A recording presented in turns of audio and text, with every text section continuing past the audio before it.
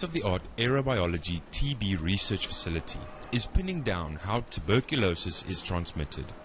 According to UCT Professor Robert Wood, TB infections in the community increase at an astronomical rate.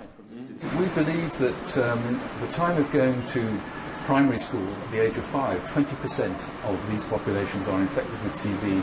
And just before puberty at 14, 50% of them are infected with TB already.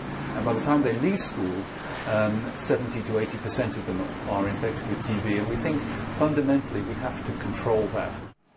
Wood says they're focusing on drug-sensitive TB patients. This will help identify what he calls super spreaders, a key to curbing the spread of the disease.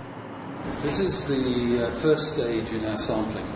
We put a TB case into there for about an hour, and we monitor all the environment around them, and we capture the air that they breathe out over that hour into a small quantity of liquid.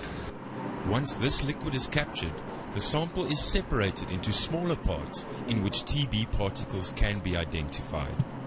Here we take the solid component of that, which is spun down, and we put it onto what we call a matrix, which is a slide with thousands of very small wells, and the organisms get captured in one of those wells.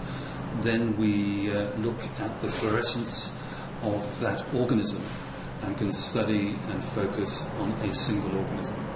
This is really the sharp end of science nowadays, is to be able to do single cell analysis, to be able to look at the characteristics, what we call the phenotype of the organism, and to see how it's adapted for airborne transmission. Once the process is refined, Wood hopes to test at least 2 patients a day. The research is set to continue for at least another 2 years. Stefan Goosen, Cape Town.